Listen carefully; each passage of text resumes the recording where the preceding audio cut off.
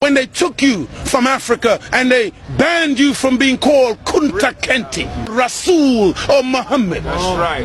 When they took us on that westerly course, then they forced us into their names. Teach. And they called us Smith, Jones, Robinson, Green, Brown, Hogg. A black man called Mr. White. And when we go to China, listen, and we put our passport down, and the Chinese immigration control official looks at that passport and he sees Mr. White, he expects to see a white man. And when he sees the black man, he says, uh-oh, this man doesn't know who he is. Teach, Mohammed. I shall try. But many of us as black people today, we're very foolish people. That's right. Because we don't understand why another man gives you his name. Because when he gives you his name, the giving of another's name denotes possession. It means he owns you. As long as you're walking in another man's name, he knows he owns you. You can talk as strong as you like. Yeah, I'm for black, yeah, Mrs. White. Yeah, they're laughing at you. Because they know that when you take another's name, that's why in marriage, in the tradition of marriage, the woman takes the man's surname. Go ahead. And leaves her maiden name, because that taking of the other's name denotes possession. In the event of divorce, you don't walk around with the other man's name. You now relinquish that name because you're no longer with that one.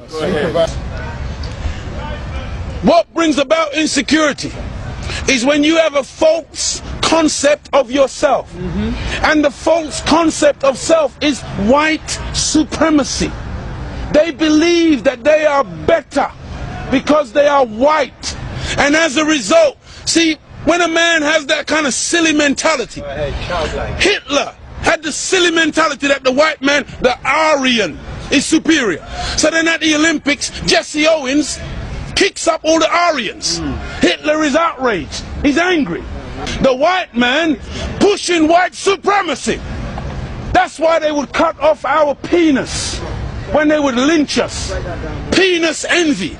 They're afraid of the black man because of our potency, because of our manliness. Because when you look at the black man, he's a real man. He's strong. So then they would have us as mandingos, fighting one another. That's why even today, they want to be the heavyweight champion of the world. They can't find a white man to do it.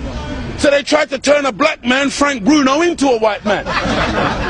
They called him the Great White Hope. They're desperate.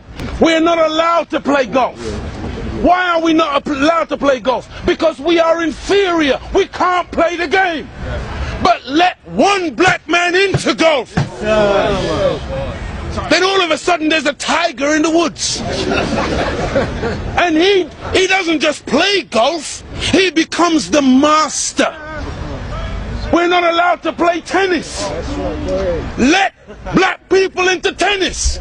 We go straight to Wimbledon and win it in 1935. A black woman.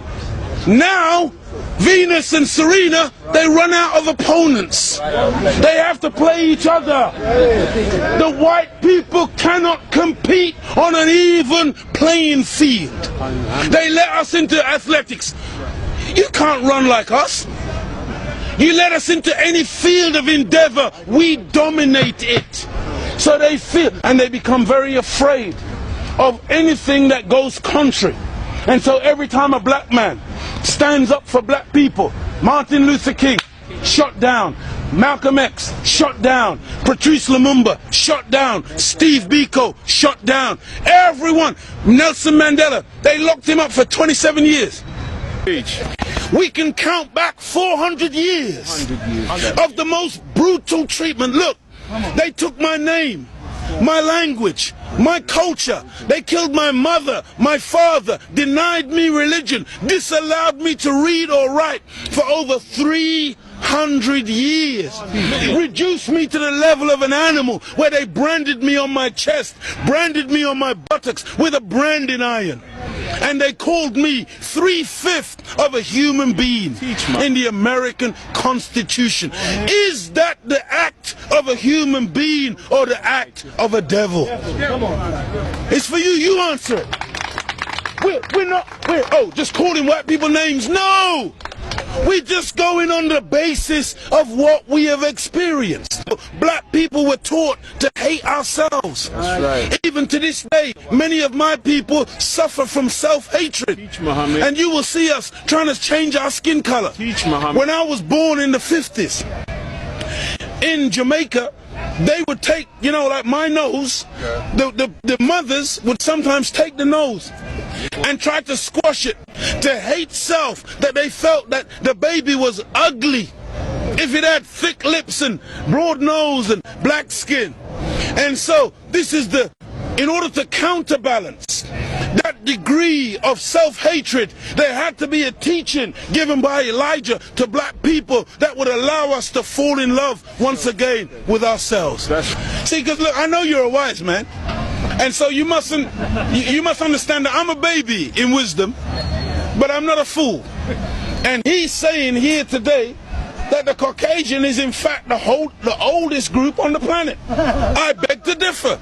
Look, one of the most famous anthropologists is Professor Leakey. And when Professor Leakey went in search of the origin of human beings and human species, he didn't stop very long in Europe. He went to Africa. And the oldest bones and the oldest human beings to this day that you call Zinzanthropus, using the Latin meaning Zin and Xanthropus, meaning a black man, that oldest man, they say, is millions of years old. You went back and found one even older than that. You called her Lucy, a black woman. Go ahead. And every sensible historian, anthropologist today agrees that the black man is the father of human beings. Even your geneticist, Mr. Mendel. Go ahead. You have Mendel's law. Go ahead. Mendel says that light eyes are recessive. Light skin is recessive. You can take the recessive, the dark skin is dominant, the dark eyes are dominant. You can take the recessive from the dominant, but you can't get the dominant from the recessive. This is Mendel's law. And so all of your scientists have proved that you can't look.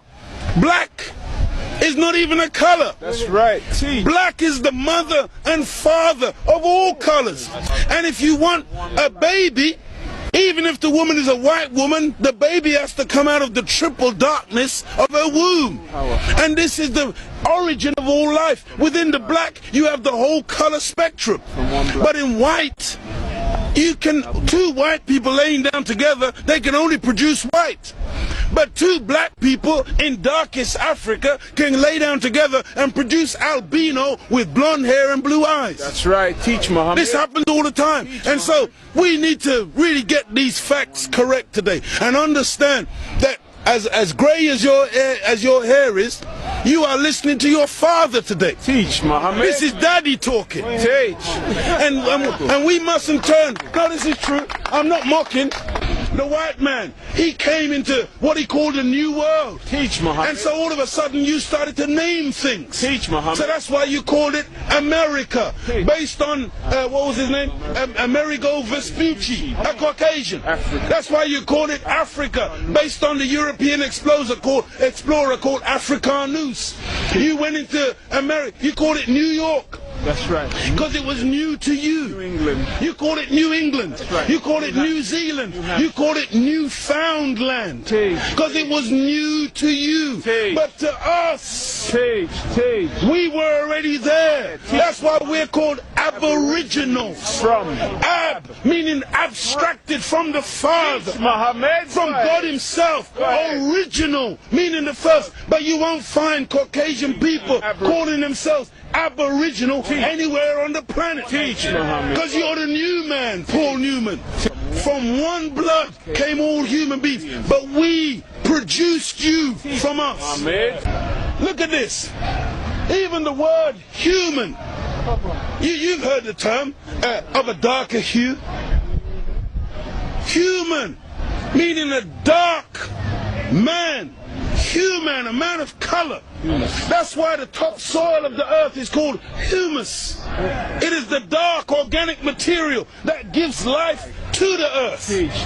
Whenever you take away the dark organic material or you denature it, you're left with white, granulated sand, Teach. desert. ahead, You want to Mohammed. see those of us who think that white something to glorify in? No. It's a psychological thing with white people where you want to find your place. And your scientists and your historians, they spend so much time asking the question, where do we come from? Because they are puzzled as to your origin. Look at the Chinese, look at the Asians, look at the black people. All of us got dark eyes. All of us got black hair. The only one on the planet who's got ginger hair, blonde hair, brown hair, grey hair, brunette. You are the one that's gone around the world making everything based on colour. You were the one who went into Australia. You were the one who went into South Africa. You were the one who went into Asia and classified people and things based on colour. So that's why this man, Yaqub, he wasn't a madman. He wasn't a mad scientist. He was a good scientist. And the Caucasian person is a person who is anti-nature. That's why when the sun comes out, I'm energized. Me and the sun, we got a relationship. I love the sun. I don't need no sunscreen. I don't get cancer from the sun. Me and the sun have got a good relationship. I love it and it loves me. But white people, you got to put sunblock on. You got to hide from the sun, because now you might get a little melanoma. Part of me on you, that means you're